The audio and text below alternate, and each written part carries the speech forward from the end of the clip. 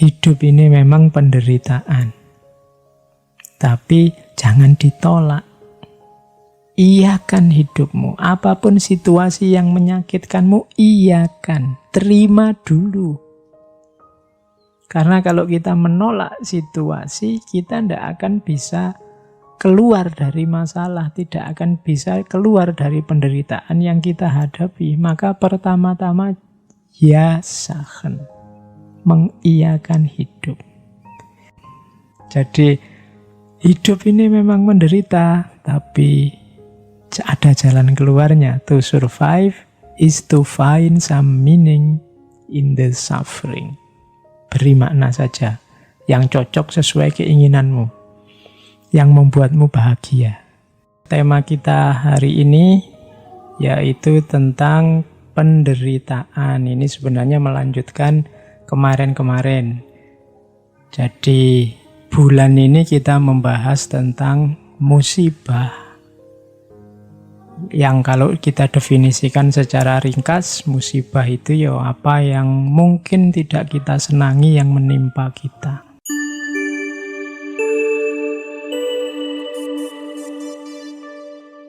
Assalamualaikum warahmatullahi wabarakatuh.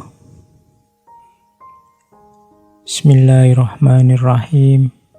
Alhamdulillahirabbil alamin. Wa bihi nasta'inu ala umurid dunya waddin.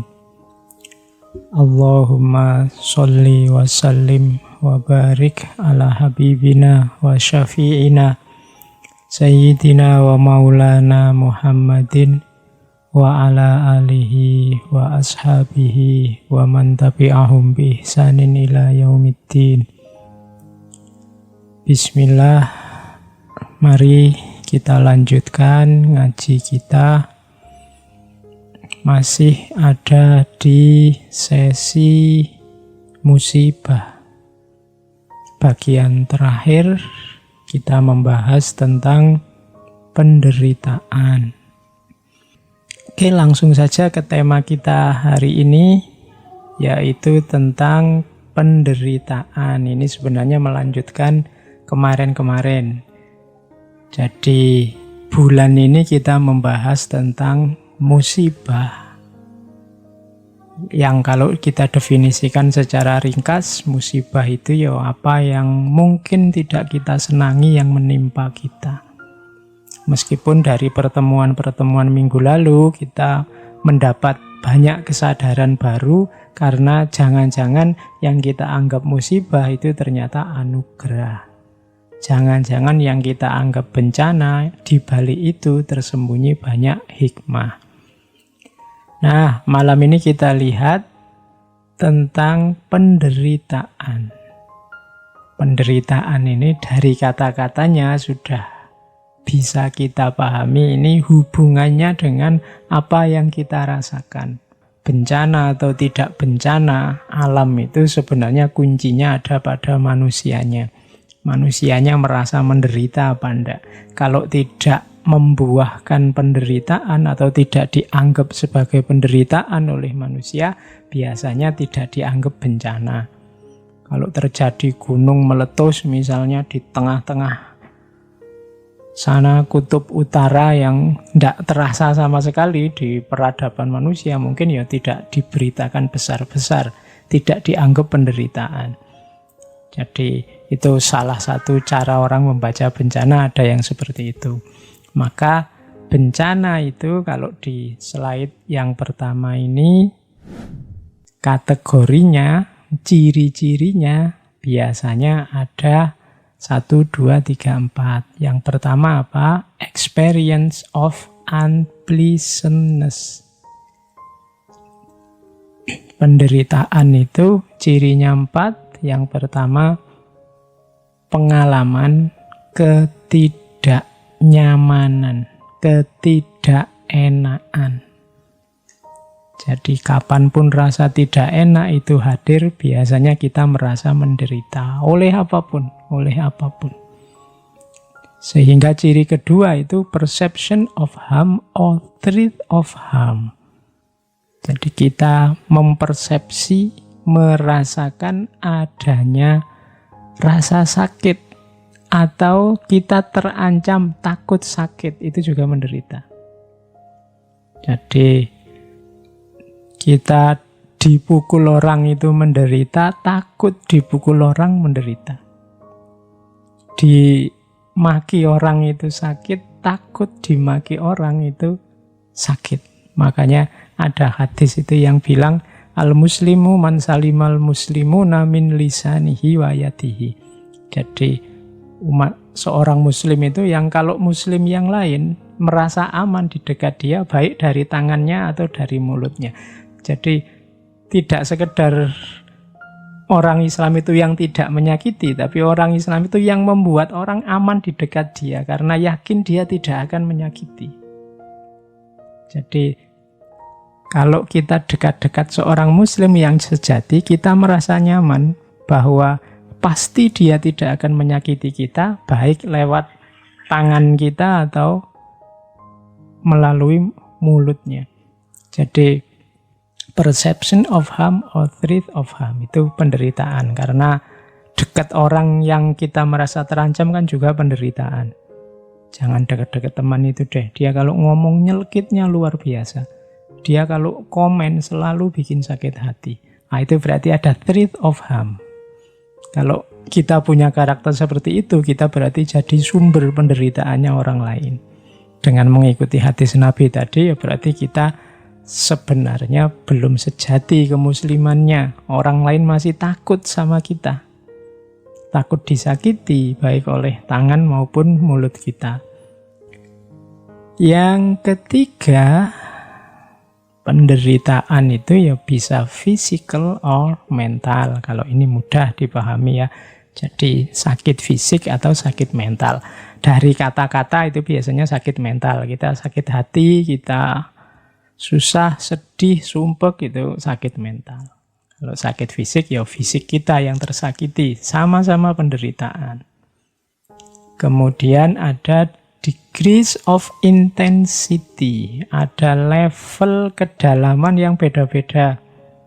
Jadi ada orang itu mungkin cobaan hidupnya berat sekali, tapi dia masih bisa tertawa menikmati hidupnya. Tapi ada yang cuma dapat ujian kecil saja, seolah-olah dunianya runtuh. Itu degrees of intensity. Penderitaan itu dicerna orang, intensitasnya beda-beda.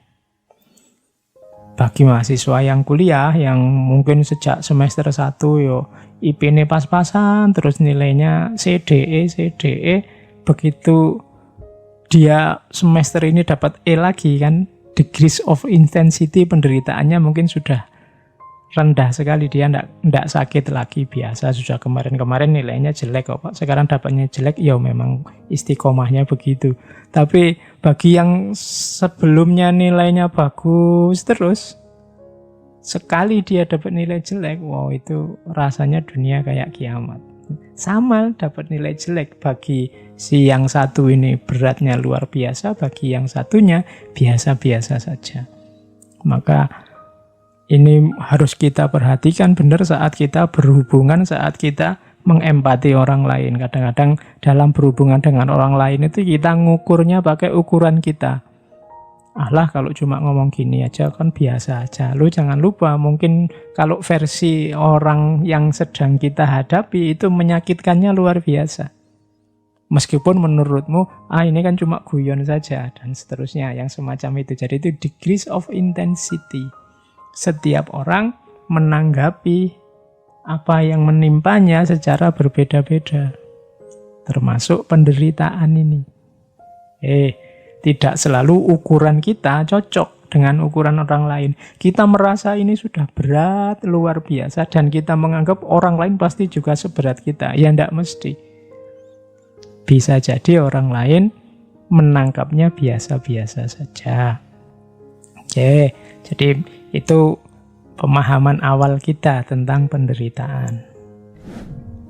Hidup ini memang banyak penderitaan, tapi jangan lupa ada orang yang, kalau bahasanya anak-anak muda hari ini, orang-orang yang agak lebay tentang penderitaan hidupnya. sehingga mengalami delusi. Kalau ini teori psikologi ini. Jadi di dunia psikologi dikenal ada orang-orang yang mispersepsi tentang penderitaan hidupnya. Ada yang namanya delusi hipokondris, ada namanya delusi nihilistis. Delusi yang pertama ini ciri orang yang mungkin bahasa kita negative thinking.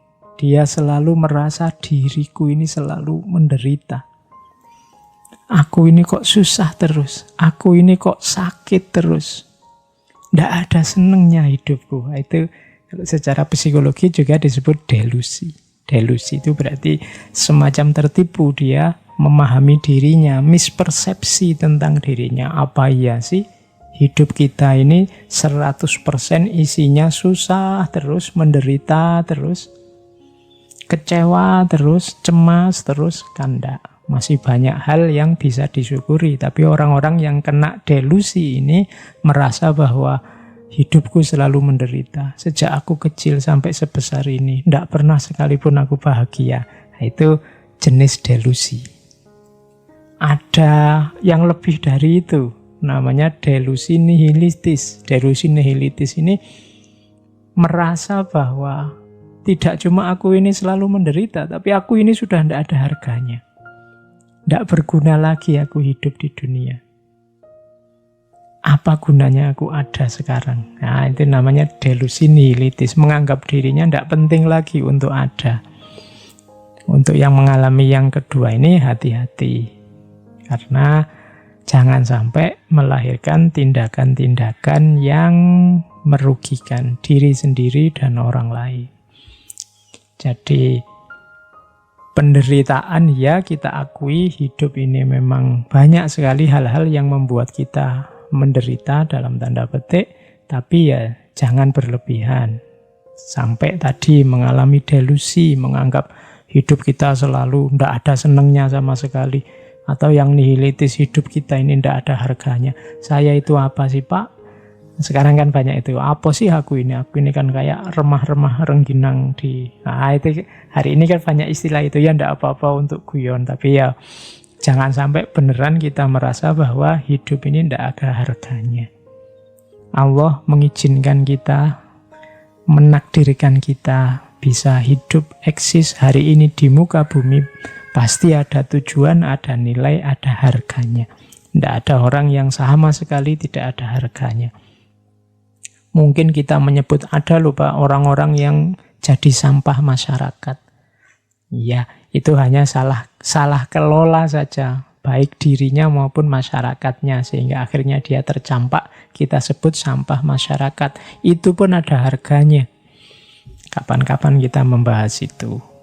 Tentang dunia sosial orang-orang yang dianggap tidak berharga. Tapi jangan sampai kita merasa diri kita sendiri sama sekali tidak ada harganya. Berarti kita mengalami delusi nihilitis.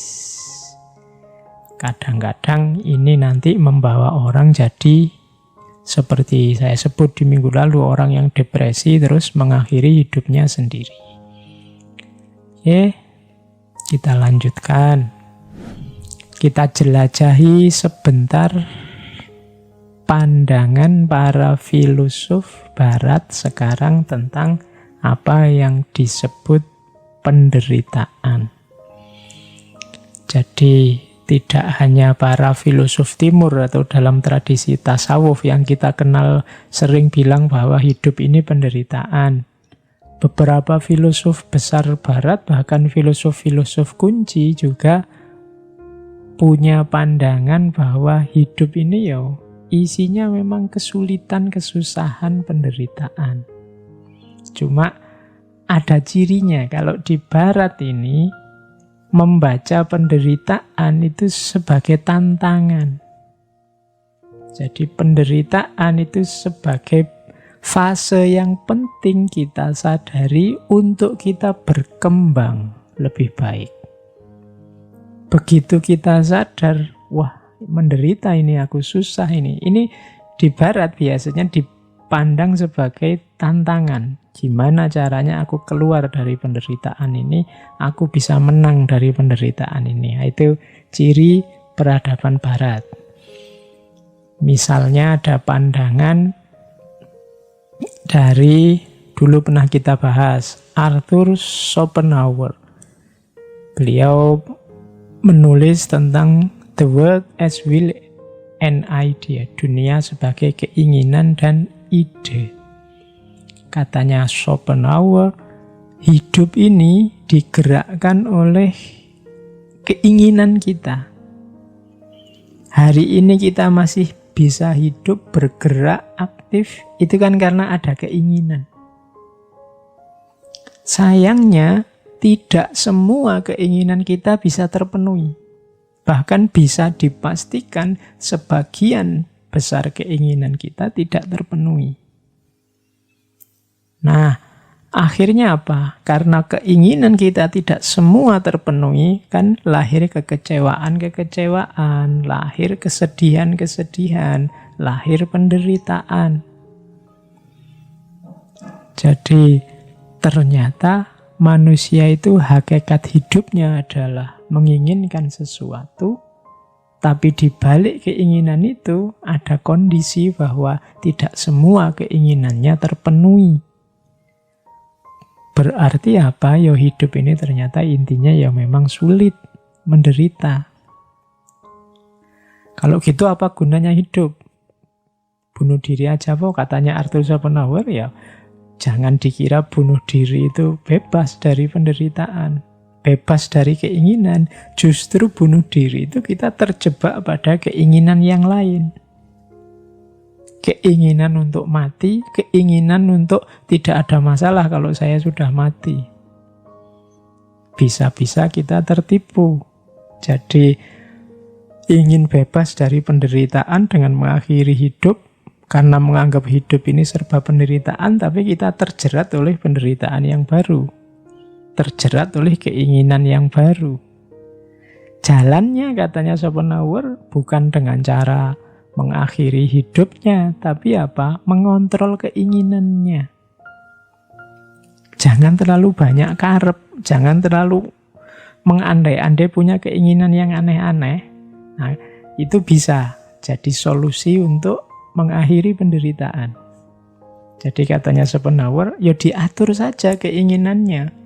Jangan menginginkan yang aneh-aneh, yang tidak terjangkau, sehingga kita tidak banyak kecewa. Nah, itu gayanya Arthur Schopenhauer. Nietzsche, kemarin kita banyak membahas tentang Nietzsche.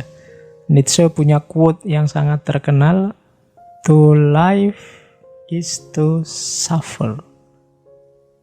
To survive is to find some meaning in the suffering."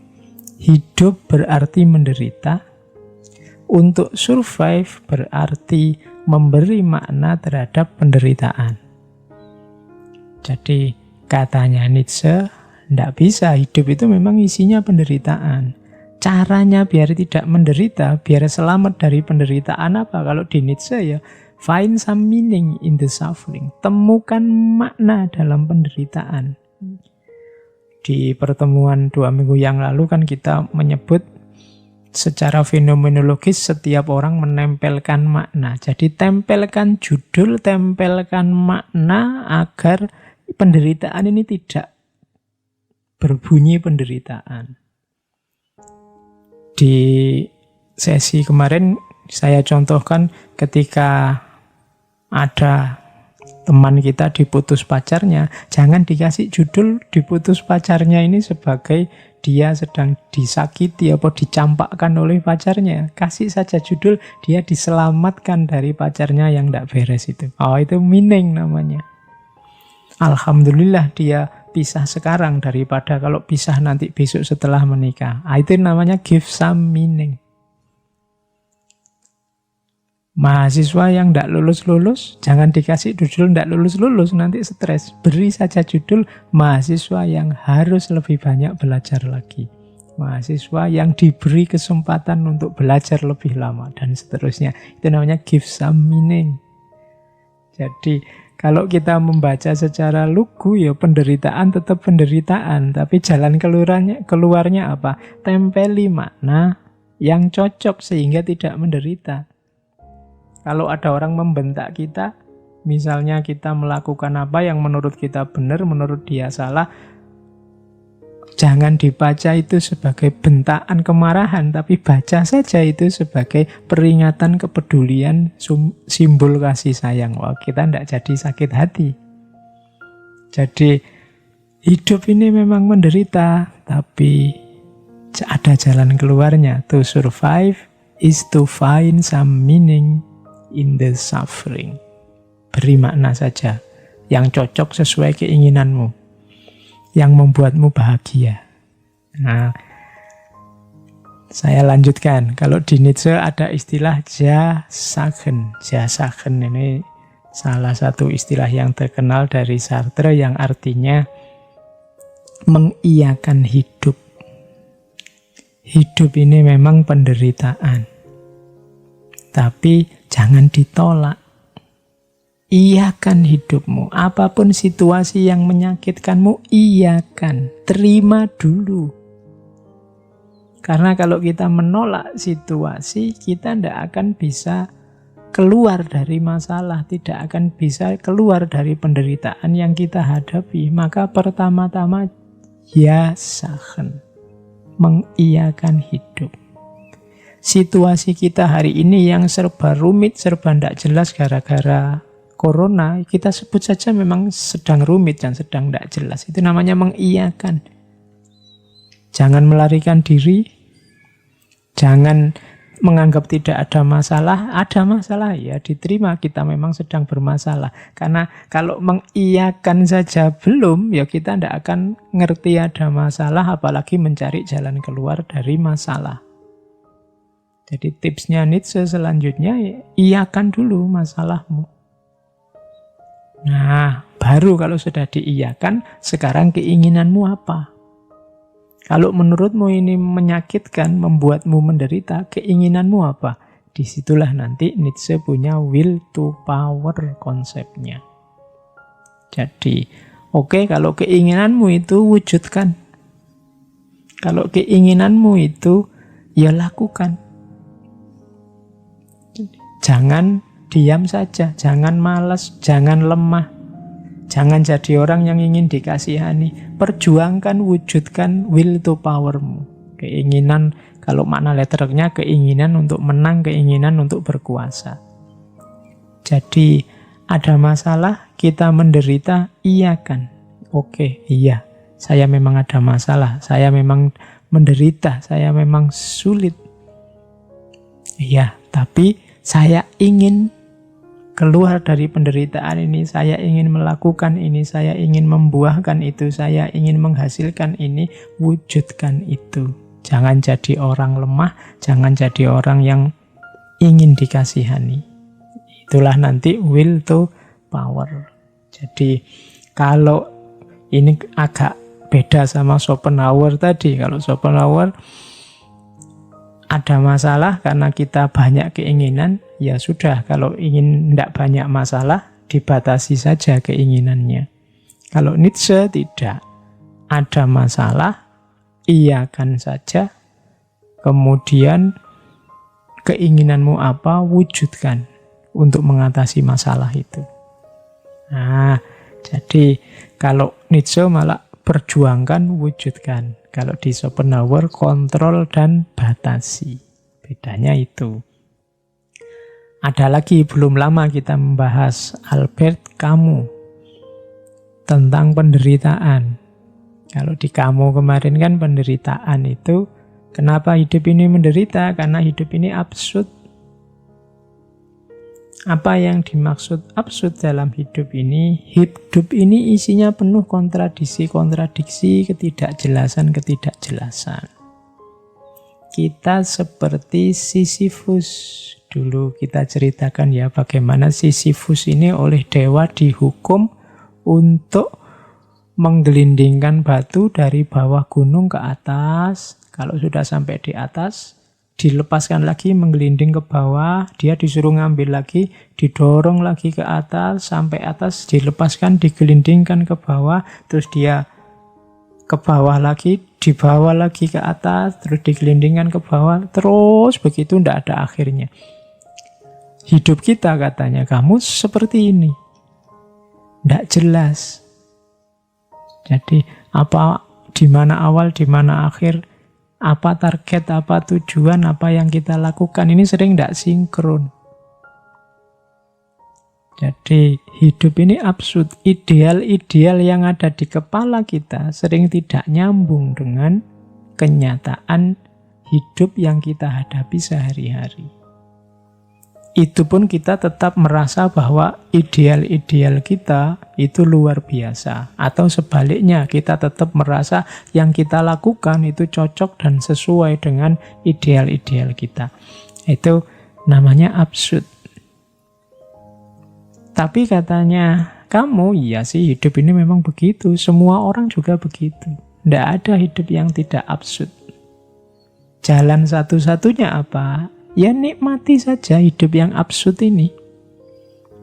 Kalau ada masalah, dicari jalan keluarnya. Jalan keluarnya kok absurd, ya tidak apa-apa. Kita nikmati saja, memang hidup ini cirinya absurd. Itu Albert Camus. Sama seperti tadi, Sisyphus tadi, sampai kiamat harus mendorong batu ke atas, terus menggelindingkan ke bawah, terus didorong lagi ke atas, digelindingkan ke bawah. Tapi dalam ceritanya Sisyphus ini gembira. Kalau kita kan stres, itu disuruh dorong batu dari bawah ke atas, kurang kerjaan. Tapi sebenarnya kita dalam banyak aktivitas juga kayak Sisyphus ini, kurang kerjaan. Jadi banyak hal-hal tidak penting, banyak hal-hal sepele terus jadi sepele besar, luar biasa. Kadang-kadang yang penting, urgent, jadi sepele. Betapa absurdnya hidup kita. Nah itu katanya kamu, ya enggak apa-apa, ya hidup memang begitu, absurd, nikmati saja. Dan hadapi. Kalau kamu ingin berjuang, ya berjuang saja. Dan nikmati perjuangan itu, meskipun seabsurd apapun usaha dan hasilnya. Nah, dari 3 tokoh ini mungkin bisa tergambar. Jadi, seperti apa gaya para filosof barat menghadapi hidup yang cirinya penderitaan. Jadi barat terasa lebih optimis. Penderitaan diposisikan sebagai tantangan yang harus ditaklukkan. Itu perspektif barat. Kita lanjutkan. Perspektif para filosof timur. Ini para filosof timur ini dulu kita belajar Taoisme, Konfusianisme, dan lain-lain. Kalau menurut para filosof timur secara umum, penderitaan itu sebenarnya terjadi karena manusia ilmunya kurang. Pengetahuannya kurang dalam. Jadi penderitaan itu lahir karena salah memahami hidup. Makanya nanti di banyak tokoh-tokoh pemikir besar dari timur biasanya untuk mengatasi penderitaan pertama-tama harus dibereskan pengetahuannya, jalan berpikirnya. Jadi dalam tradisi timur punya ciri bahwa penderitaan manusia itu lahir dari ketidaktahuannya. Orang menderita itu karena kesalahan berpikirnya, maka dia harus memperbaiki kesalahan ini, kemudian mulai berpikir yang dalam. Kalau di timur, berpikir ini kemudian diawali dari dirinya sendiri. Kenapa kok harus dari diri kita sendiri? Karena yang menderita kita. Kenapa kok kita menderita? Ya karena kita ilmunya kurang, pengetahuannya kurang luas. Seperti kemarin ya waktu kita belajar tentang sakit itu loh. Saat kita belajar tentang sakit kan seolah-olah sakit itu hanya negatif saja. Tapi begitu kita buka beberapa simpul pengetahuan tentang hikmah-hikmah sakit, kemudian terasa bahwa oh iya ya ternyata sakit juga bisa berdimensi anugerah. Berarti apa? Banyak mungkin penderitaan-penderitaan yang kita alami itu lahir karena kita tidak tahu rahasianya. Tidak tahu hikmahnya. Kurang luas wawasan kita. Penglihatan kita terbatas hanya di situ, sehingga terlihat seperti penderitaan saja. Padahal mungkin kalau kita ngerti porsi dan proporsinya, juga peta luasnya, mungkin kita tidak jadi menderita. Maka para filosof timur itu banyak yang masuk lewat pintu ini, bahwa tidak, penderitaan itu lahir karena pengetahuan kita yang kurang. Pertama-tama pengetahuan tentang diri kita sendiri. Makanya para filosof timur, pemikir-pemikir timur itu lebih cenderung menyarankan pertama-tama membereskan diri sendiri. Pertama-tama membahas siapa aku, dari mana aku, apa sih peran dan posisiku dalam hidup ini, dari mana asalnya rasa menderita ini, apa tujuan hidupku, dan seterusnya. Kalau pertanyaan-pertanyaan penting ini terjawab, insya Allah nanti banyak hal-hal yang kita kategorikan sebagai penderitaan akan ketemu jawabannya. Nah, ini cara berpikir semacam ini cara berpikir khas para pemikir timur.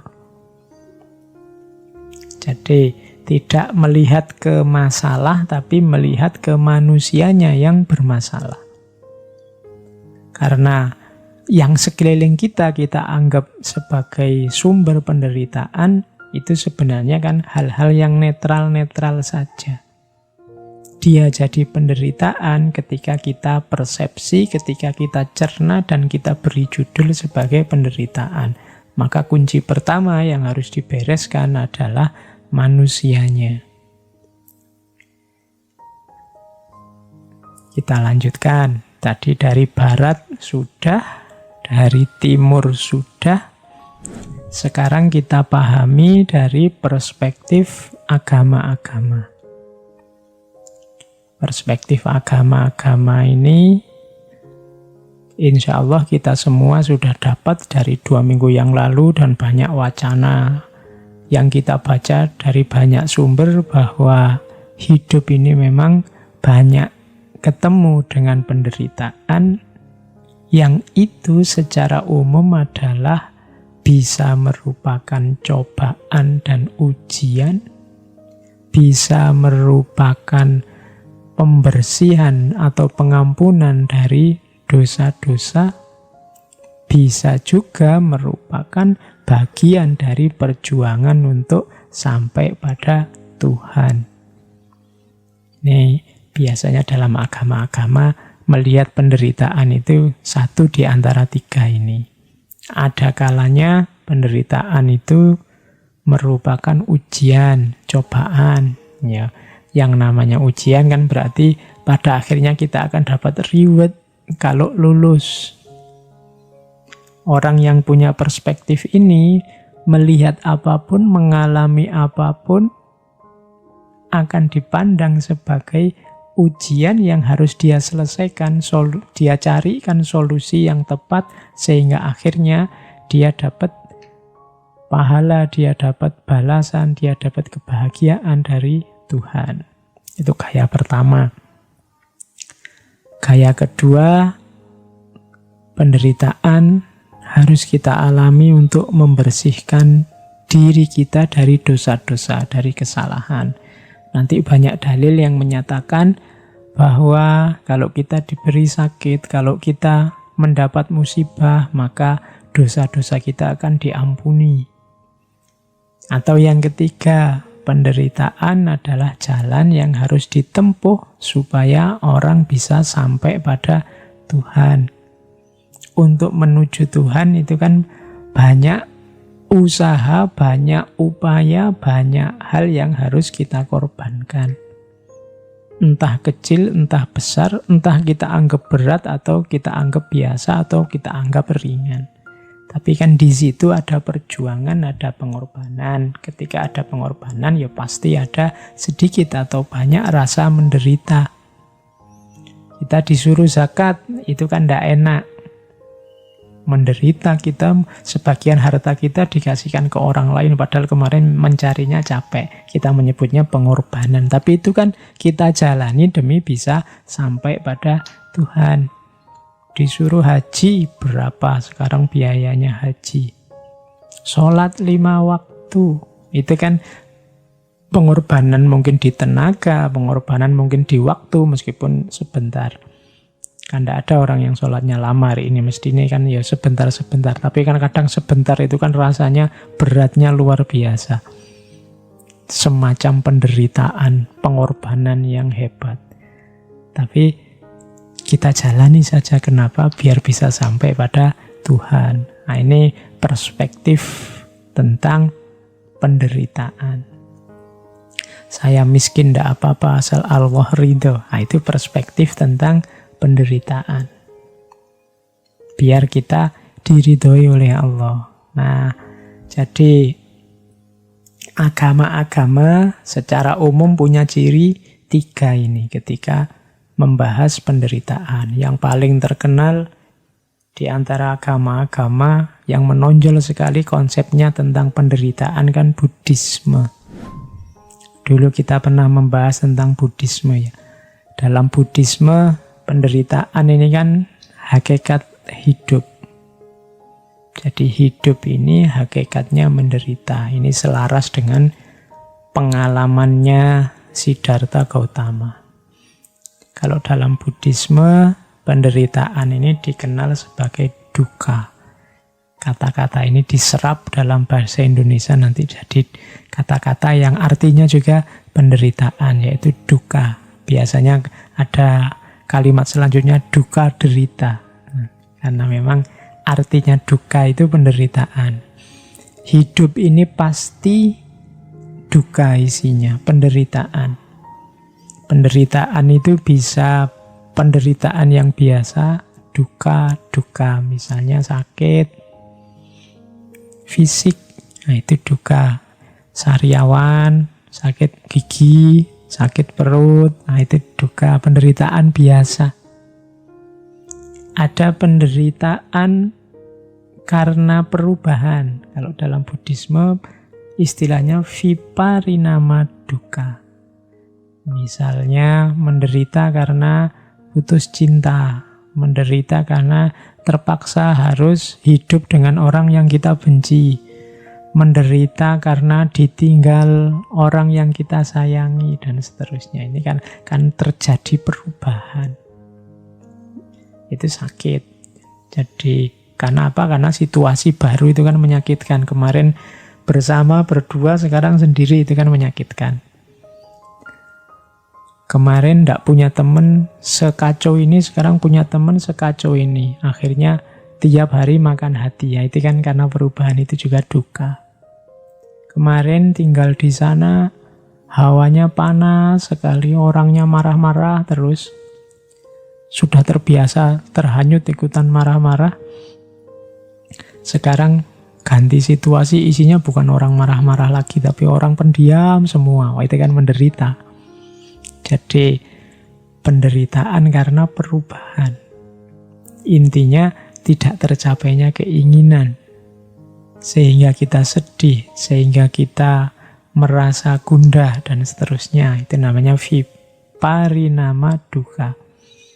Yang ketiga, penderitaan karena kita sebagai manusia. Ini yang disebut penderitaan sebagai hakikat hidup. Bahwa sebagai manusia kita ini lahir dengan karakter manusia yang lemah, banyak keterbatasan, tidak berdaya, nantinya tua dan juga mati. Ini kalau cerita tentang keterbatasan manusia, kelemahan manusia berhubungan dengan Buddhisme, ini saya ingat dulu saya zaman kuliah suka sekali membaca cerita-cerita dari tradisi cerita-cerita Cina yang banyak serialnya itu. Yang saya ingat ada serial yang judulnya Golok Pembunuh Naga. Itu tokohnya Zhang Wuji. Saya masih ingat itu, Tio Buki. Dia ini ketua aliran, namanya aliran Ming. Ini hubungannya sama penderitaan. Jadi aliran Ming ini kalau pakai istilah Tiongkok namanya Ming Jiao. Ming Jiao itu agama cahaya. Ini aliran ini untuk orang-orang Tionghoa yang menganut agama. Dulu agama ini disebut sesuai nama pendirinya, yaitu Mani, dari Persia. Sehingga agama ini dikenal dengan nama Manikaisme. Meskipun ketika masuk Tiongkok nanti terpengaruh oleh Buddhisme dan Zoroastrianisme, Zoroaster dan Buddhisme. Nah, yang saya ingat dari novel ini cerita Golok Pembunuh Naga ini yang ngarang namanya Jin Yung. Ada satu syair yang bagus dari aliran agama cahaya Ming Jiao ini, yang saya ingat sampai sekarang, yang kalimatnya begini kurang lebih maksudnya. Hidup apa senangnya, mati apa susahnya. Kasihan manusia di dunia, selalu hidup menderita. Itu kalimat ini menurut saya menarik. Ini ada bau Buddhismenya. Jadi, apa sih kesenangan hidup ini sampai kita mati-matian berusaha untuk meraihnya? Hidup apa senangnya? Mati apa susahnya? Apa sih susahnya mati ini sehingga begitu takutnya kita dengan kematian? Kasihan manusia di dunia selalu hidup menderita. Kasihan sekali orang-orang itu ya, hidupnya jadinya susah terus. Tidak ada senengnya. Kenapa? Harusnya dunia ini seneng, akhirnya tidak seneng karena begitu terobsesi mengejar-ngejar kesenangan dunia. Padahal sebesar apa sih kesenangan dunia itu? Kita juga begitu takut, begitu parno dengan kematian. Padahal apa iya sih kematian itu begitu negatifnya, begitu menyusahkannya. Nah ini saya dapatnya dari novel, tapi menarik untuk menggambarkan bagaimana agama Manikaisme ini menganggap bahwa sudahlah hidup jangan terlalu diambil serius. Hidup itu menyenangkan tapi juga tidak sebegitunya. Mati itu menyedihkan tapi juga tidak sebegitunya. Yang susah kalau orang terlalu memberati hidup, terlalu takut dengan kematian, akhirnya selalu hidup menderita. Nah, jadi kembali ke Buddhisme tadi, salah satu agama yang menganggap hakikat hidup intinya adalah duka atau penderitaan adalah Buddhisme. Sebabnya apa? Penderitaan itu ada dua, tanha sama avijja. Jadi tanha itu nafsu, kalau avijja itu kebodohan, kegelapan batin. Kebodohan berarti tadi ya, kurangnya pengetahuan. Kemudian kalau tanha itu nafsu, keinginan yang tidak terkendali, hasrat yang tidak terkendali. Jadi ternyata hidup kita ini menderita ketika hasrat kita tidak bisa kita kontrol dan pengetahuan kita terbatas. Berarti solusinya bisa menyatukan tadi antara timur dan barat. Kalau Schopenhauer tadi inginnya kita mengontrol nafsu, mengontrol hasrat.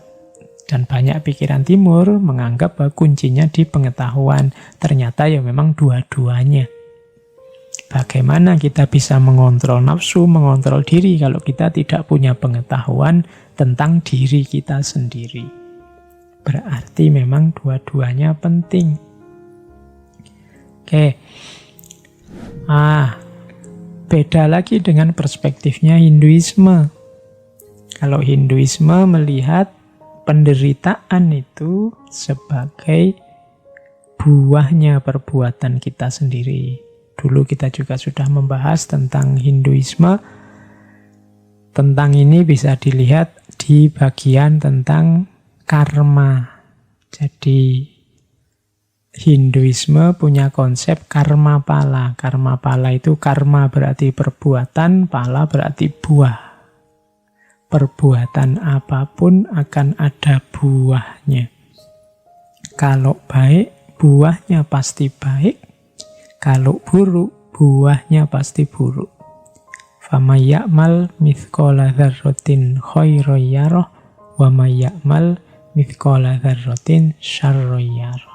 Ada kausalitas, ada sebab akibat dari perbuatan kita. Maka ayo hati-hati benar, sekecil apapun kesalahan, sekecil apapun kekeliruan, kita akan memanen hasilnya. Demikian juga sekecil apapun kebaikan, kita juga akan mendapatkan balasannya. Nah, ini kalau dalam Hinduisme disebut konsep karma pala. Karma pala itu konsep bahwa setiap perbuatan akan membuahkan hasil, yang itu nanti di sana terbagi 3. Ada namanya sancita karma pala, ada namanya prarabdha karma pala, ada namanya kriyamana karma pala. Jadi ada balasan yang diterima sekarang dari kehidupan sebelumnya. Ini kalau dalam Hinduisme karena ada konsep reinkarnasi. Ada juga prarabdha karma pala, yang ini balasan yang diterima saat ini dari kehidupan saat ini. Jadi ada yang kelakuan kita bulan lalu, hasilnya kita nikmati sekarang. Ini jenis kedua ini. Males-malesan kita awal semester kemarin, hasilnya akhir semester kita nilainya jatuh. Itu kelakuan kita hari ini, kita nikmati saat ini juga. Ada juga yang kelakuan kita hari ini, buahnya besok. Ini namanya kriyamana. Ini maksudnya mewanti-wanti kita, hati-hati. Pak, saya sudah melakukan buruk-buruk, yang jelek-jelek ndak ada tuh Pak, balasannya mana? Karmanya mana? Saya enjoy-enjoy aja tuh, jangan lupa. Yang akan datang akan kamu nikmati, pasti akan kamu nikmati. Ya seandainya tidak besok-besok, pasti di kehidupan yang akan datang. Nah, itu konsep kriyamana karma pala. Jadi yang kita lakukan sekarang, hasilnya yang akan datang. Ini kalau ini konsep Hinduisme. Jadi penderitaan itu ya kelakuan kita sendiri. Penderitaan itu hasil apa yang kita jalankan sendiri. Karena kita menjalankan yang buruk-buruk, yang jelek-jelek, ya kita panennya yang buruk-buruk dan yang jelek-jelek. Konsep ini namanya karma pala. Kalau dalam Hinduisme, dalam Buddhisme ada dukkha, kalau Hinduisme ada karma pala. Ada lagi saya bawa konsepnya Taoisme. Taoisme punya konsep yang khas juga tentang penderitaan. Tao melihat, itu saya bawa beberapa ayat dari kitab sucinya Taoisme. Jadi Lao Tzu menyatakan yang pertama, kekayaan dan kemuliaan apabila dijadikan kebanggaan akan mendatangkan penderitaan. Jadi kekayaan itu hasil kerja kita, kemuliaan itu posisi kita di tengah masyarakat karena perilaku kita, Kekayaan sifatnya materi, kemuliaan sifatnya non-materi. Cuma ini kalau kita jadikan dasar identitas kita yang kita banggakan, akhirnya hanya akan melahirkan penderitaan. Kita akan susah karena itu. Jadi jangan terikat, jangan melekat dengan kekayaan dan kemuliaan. Kita akan kecewa. Kekayaan apalagi lebih mudah habis, lama-lama dia habis. Kalau kebanggaan kita dasarnya kekayaan, pada saatnya kita akan sangat kecewa ketika kekayaan itu habis atau kekayaan itu mendorong kita ke dalam hal-hal yang tidak kita inginkan. Kemuliaan juga begitu. Kemuliaan itu sangat tipis, bahkan kemuliaan itu kan posisi kita di tengah masyarakat. Dan masyarakat itu bisa mudah sekali mencabut kemuliaan yang kita sandang dalam persepsi mereka. Ada orang yang begitu alimnya puluhan tahun tapi melakukan sedikit kesalahan, satu saja kesalahan, kemudian hancurlah kemuliaan, hancurlah nama baik itu. Kalau dia hanya menggantungkan pada kekayaan dan kemuliaan, maka penderitaan yang dia rasakan akan luar biasa. Itu maksudnya tahu. Maka katanya tahu, seorang bijaksana setelah melakukan pahala bagi dunia, lalu mengundurkan diri. Inilah justru yang sesuai dengan jalan tahu. Jadi menurut Taoisme, sudahlah, ayo lakukan kebaikan. Ayo melakukan hal-hal yang bermanfaat di dunia ini. Setelah itu tidak usah menuntut apa-apa, tidak usah membanggakan apa-apa. Inilah jalan tahu dan inilah yang aman. Kalau kita tidak menginginkan apa-apa, ya tidak akan dikecewakan oleh apa-apa. Bagaikan alam yang menciptakan segala benda dan isinya, tetapi tidak menganggap sebagai miliknya. Jadi belajarlah dari alam. Alam itu memberikan banyak untuk kita, berkontribusi, memberi manfaat besar untuk hidup kita, tapi alam tidak pernah merasa bahwa karya itu, produk itu adalah haknya. Nah, jadi alam akhirnya lebih stabil, lebih harmoni. Jadi lakukan kebaikan, lakukan kebijaksanaan, lakukan banyak hal yang bermanfaat untuk dunia. Setelah itu tidak usah dihitung, mundurlah. Maka penderitaan tidak akan datang.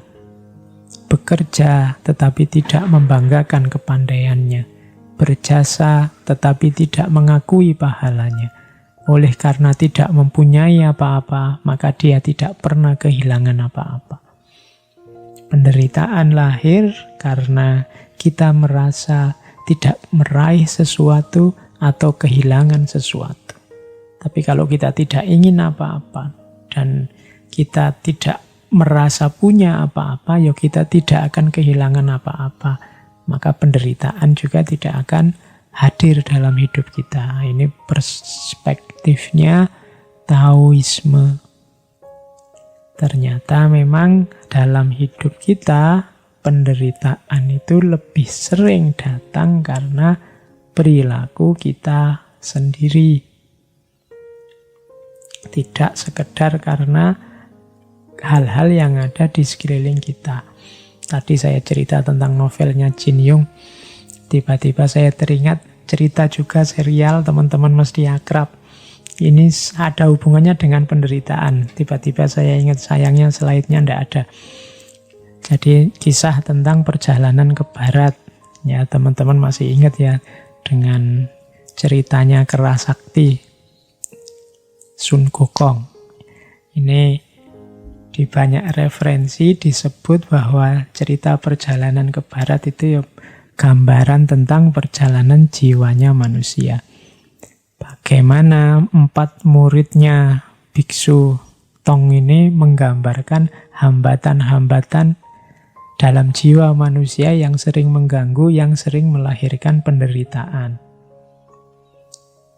4 ini kan yang pertama Sun Gokong, yang kedua Patkai, Cupatkai, yang ketiga Wujing, yang asalnya siluman ikan, dan yang keempat kuda putihnya. Ini kan empat muridnya sebenarnya menggambarkan komposisi jiwa dan juga karakter yang sering melahirkan penderitaan kalau tidak dikelola dengan baik. Sun Gokong ini menggambarkan pribadi yang cerdas, terampil, cerdik, tapi sering kebablasan, sering membesarkan dirinya, mengalami superiority complex, merasa bisa mengatasi segalanya. Kadang-kadang tidak panjang pertimbangannya karena dia merasa sudah pinter, sudah cerdik, sudah cerdas.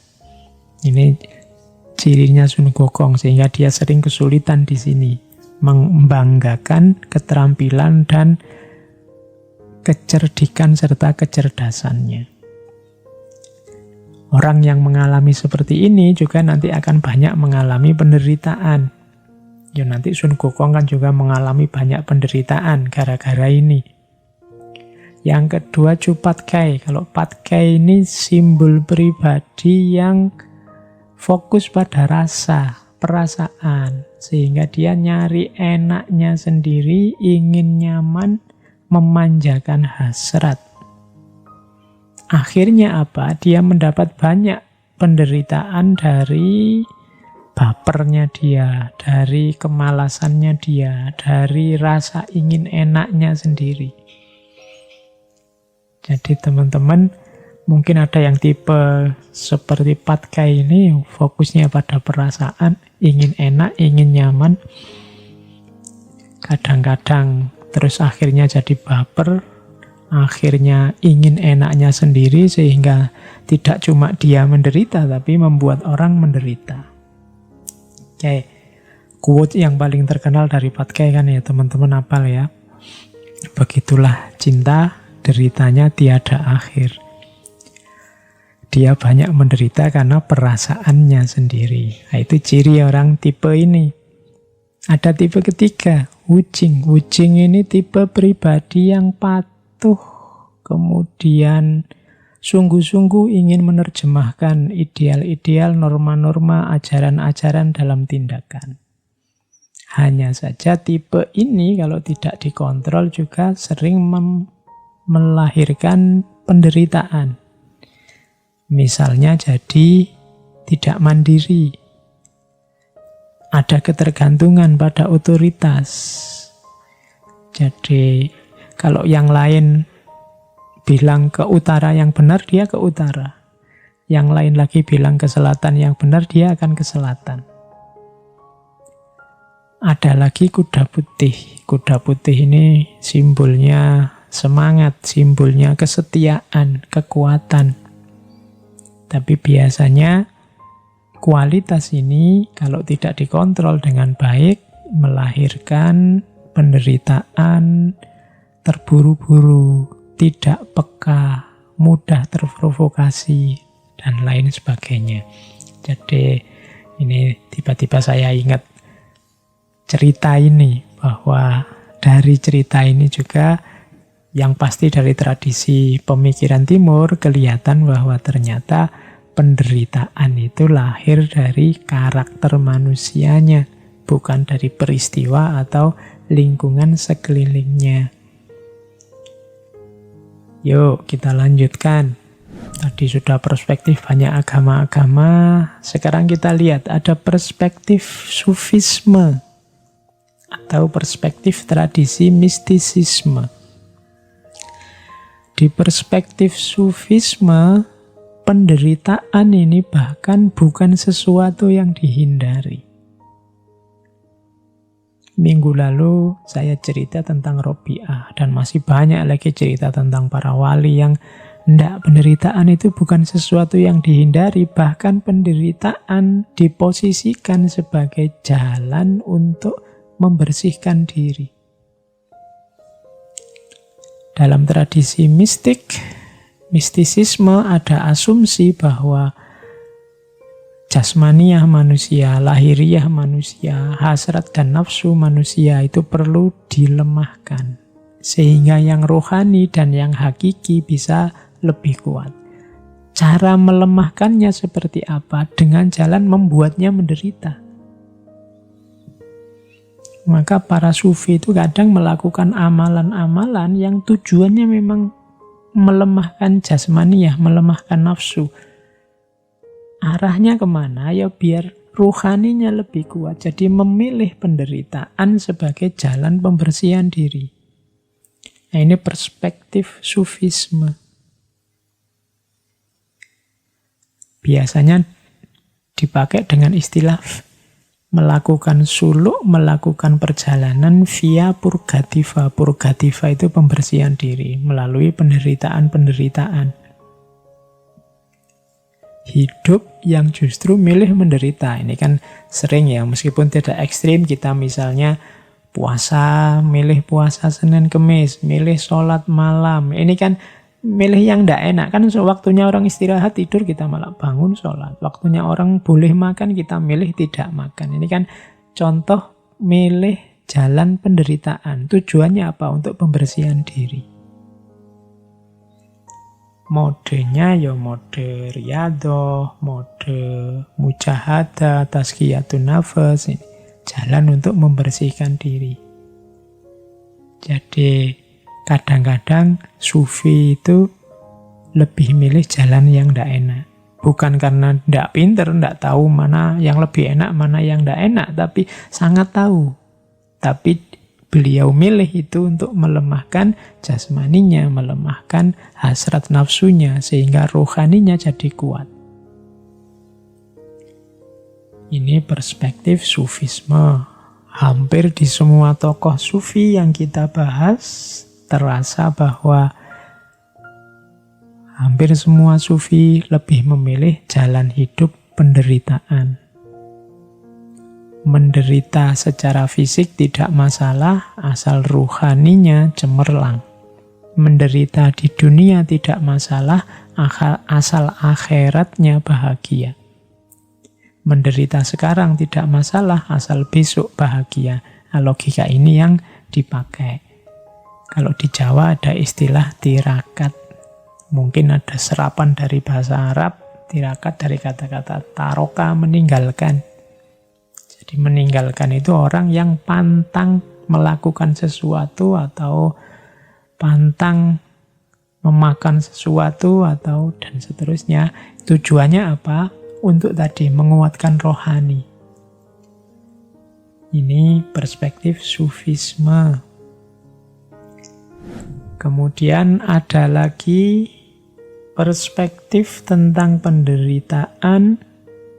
Dulu pernah kita bahas dari Ki Ageng Suryo Mentaram. Kalau tadi ada pandangan penderitaan itu sebagai hakikat hidup, ada pandangan penderitaan itu sebagai akibat perbuatan, ada yang menjadikan penderitaan sebagai jalan untuk membersihkan diri. Kalau menurut Ki Ageng Suryo Mentaram, penderitaan itu sebagai keniscayaan hidup, tapi sifatnya sementara, silih berganti dengan kesenangan. Hidup ini ya kadang senang, ya kadang susah. Wajarnya hidup seperti itu. Tidak mungkin kita hidup ini senang terus, dan tidak mungkin juga susah terus. Kenapa begitu? Kalau kita sedang senang, katanya Ki Ageng Suryo Mentaram, kita kan tidak berhenti di kesenangan ini. Biasanya keinginan kita terus bertambah. Kalau bahasanya Ki Ageng pakai istilah mulur. Kemarin cita-citanya A, sekarang A sudah tercapai, kan kita tidak diam di situ, nambah lagi bercita-cita B. Akhirnya kita susah lagi karena keinginan kita yang baru ini. Nanti kalau keinginan B tadi terpenuhi, ya kita senang lagi.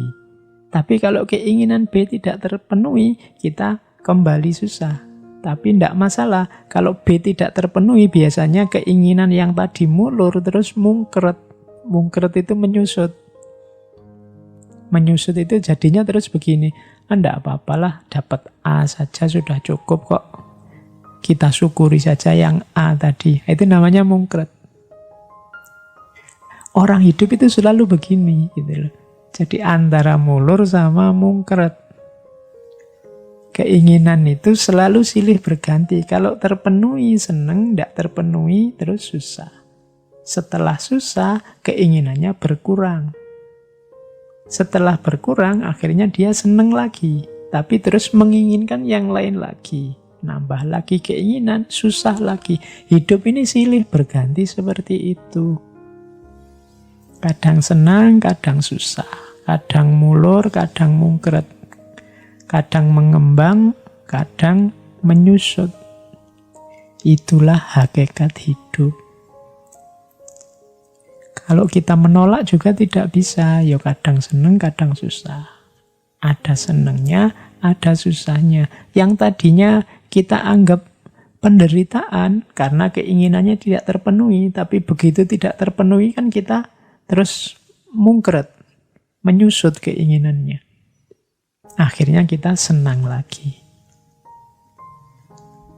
Misalnya, kita menuju gimana caranya biar cepat lulus kuliah. Begitu lulus kan senang, keinginannya tercapai. Tapi setelah senang wisuda kan ada keinginan tambahan lagi. Misalnya, ingin dapat pekerjaan. Ini dapat kerjaan kok susah ya. Sudahlah, disyukuri dulu yang lulusnya ini tadi. Sebelum menginginkan yang lain. Setelah bersyukur kan bahagia. Setelah itu kan tetap nambah lagi keinginannya. Jadi penderitaan itu keniscayaan hidup. Tapi jangan khawatir, hidup ya ndak menderita terus. Ada senangnya, ada susahnya. Keinginan itu ya tidak terpenuhi semua. Tapi bukan berarti juga terpenuhi semua. Jadi keinginan bisa terpenuhi, bisa tidak terpenuhi. Kalau tidak terpenuhi ya susah, kalau terpenuhi ya seneng. Kalau begitu susah, terus keinginannya berkurang. Setelah berkurang, seneng lagi. Begitu terpenuhi, seneng. Setelah terpenuhi, keinginannya tambah. Akhirnya susah lagi. Itulah hidup. Kita sadari ini, maka kita tidak akan terpengaruh lagi oleh senang dan susah. Karena ternyata apakah senang, apakah susah, itu ya sudah keniscayaannya hidup. Jadi kalau teman-teman sedang mengalami apapun, ingat teorinya Ki Ageng Surya Mentara ini, jadinya simpel. Ya memang begitu itu hidup. Kadang senang, kadang susah. Kadang keinginan kita terpenuhi, kadang ya tidak terpenuhi. Tidak perlu dibikin wow. Saya lanjutkan dengan, ini agak menarik. Tadi tiba-tiba saya dapat referensi dari Mahatma Gandhi sebenarnya. Ada, katanya Mahatma Gandhi, ada 7 dosa, ada 7 kesalahan kita, yang 7 ini nanti akan jadi sumber penderitaan kita dalam hidup. Ini 7 dosa ini saya bawa karena agak populer, mungkin manifestasinya ada dalam kehidupan kita sehari-hari kali ini. Yang pertama apa?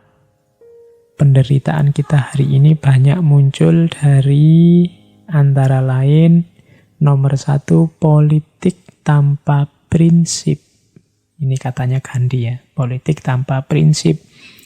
Politik itu tata masyarakat, bagaimana cara mengatur kehidupan bersama. Kalau dia tanpa prinsip, kalau dia hanya berdasarkan kepentingan-kepentingan sesaat, keinginan-keinginan sementara, tidak ada prinsip-prinsip, yang terjadi ya kekacauan. Kalau itu kekacauan, pasti melahirkan penderitaan. Jadi, dosa pertama yang menjadi sumber penderitaan adalah politik yang tanpa prinsip. Yang kedua, sumber penderitaan adalah bisnis tanpa moralitas. Usaha bekerja yang tidak menggunakan moralitas. Kalau bisnis biasanya hanya melihat untung dan ruginya.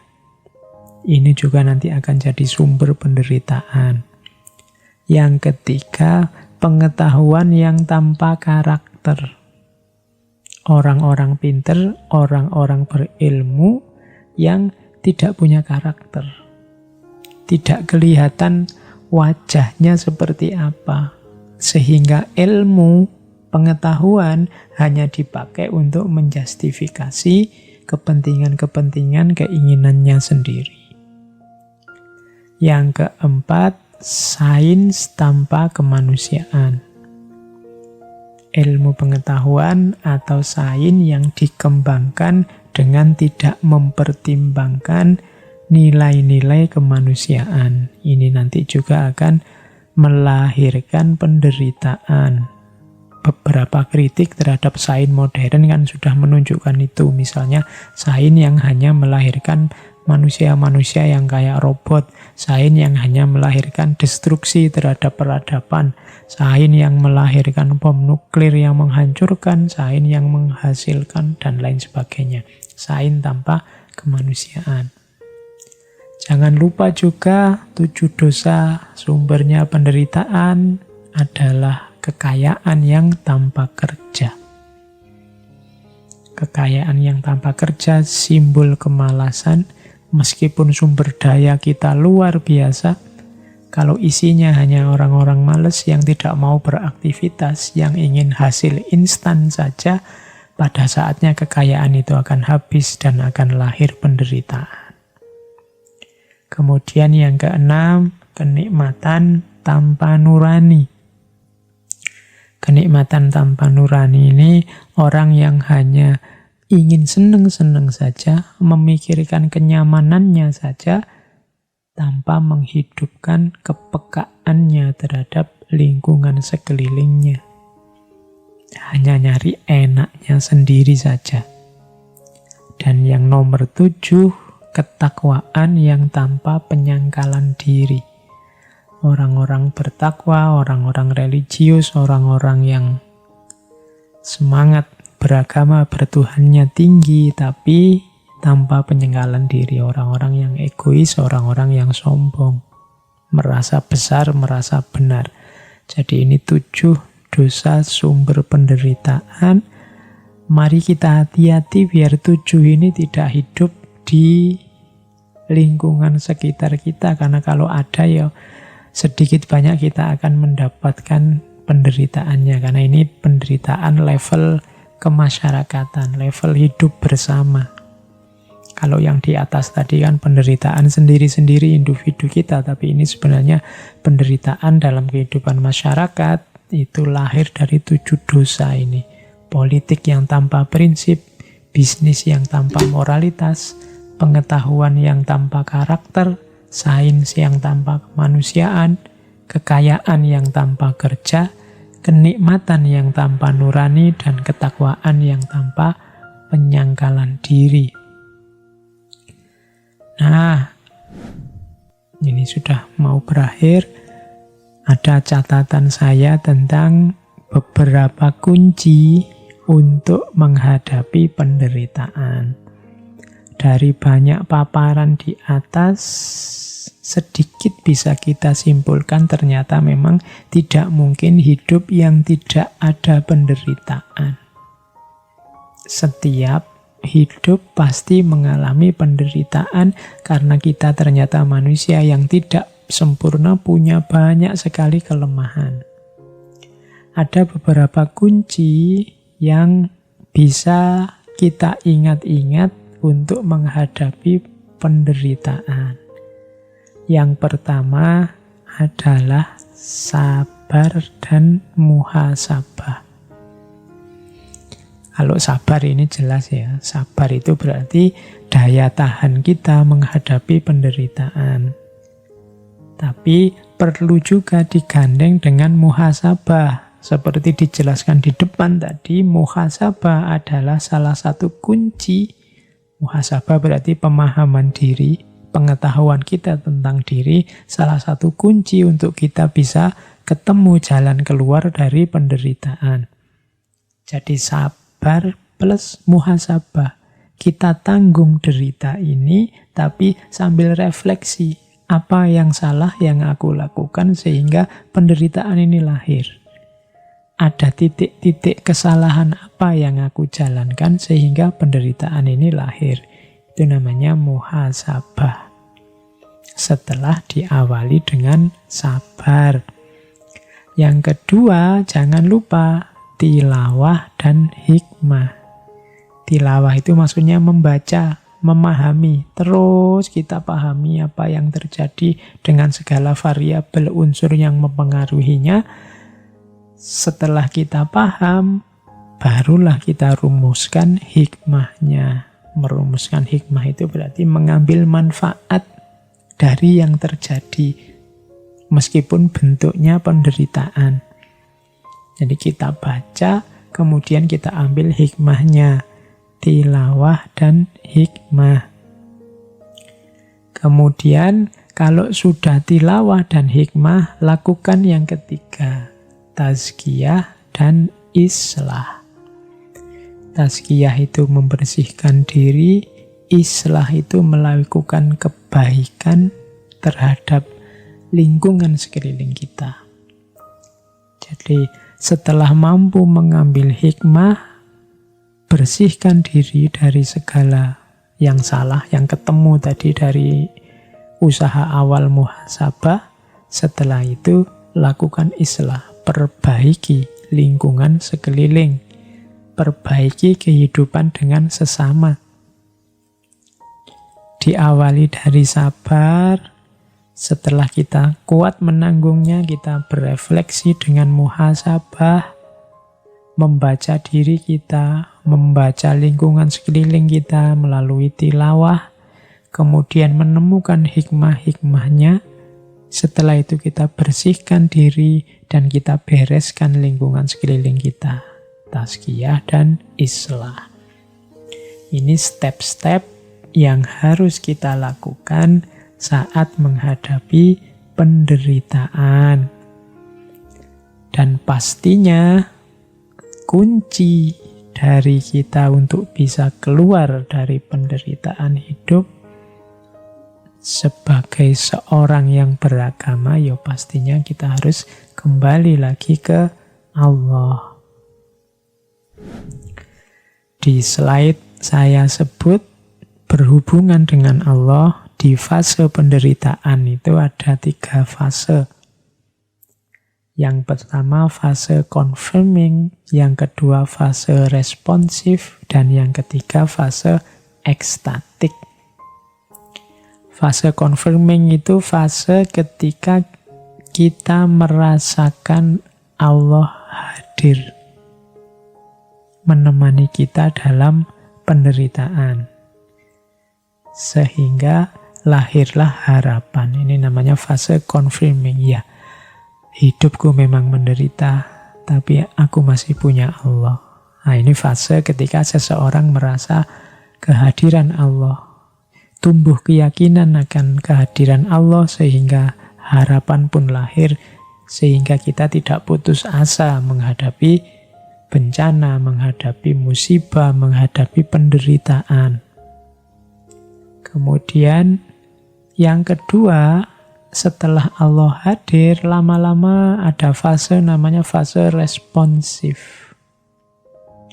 Fase responsif itu ternyata Allah tidak cuma hadir dalam penderitaanku, tapi Allah selalu ada, selalu menemani, selalu memperhatikan aku dan mengabulkan doa-doaku. Ini namanya fase responsif. Nah, lama-lama kalau responsifnya sudah jalan, akan ada fase ketiga, fase ekstatik. Kalau ini sudah fase intim, karena sudah bersama Allah sedemikian lama, meskipun Dalam penderitaan lama-lama ada attachment, ada keterikatan, ada kelekatan dengan Allah. Di situ muncul rasa cinta kepada Allah karena kedekatan kita yang senantiasa dengan Allah. Fase ekstatik ini nanti membawa kita sampai pada titik sudahlah, penderitaan juga tidak apa-apa asal Allah masih bersamaku. Asal Allah tidak marah padaku, asal Allah masih sayang padaku. Ini sudah fase ekstatik. Kalau di fase kedua tadi kita masih merasa disusahkan oleh penderitaan meskipun kita bahagia karena Allah mengabulkan keinginan kita untuk bebas dari penderitaan. Di fase pertama kita sadari kehadiran Allah, tapi di fase ketiga ini penderitaan sudah tidak penting lagi. Yang penting hanya Allah. Ini fase ekstatik. Seperti ketika Kanjeng Nabi setelah mengalami penderitaan yang luar biasa, ditinggal wafat paman beliau, istri tercinta, kemudian dakwah ke Thaif dilempari batu berdarah-darah.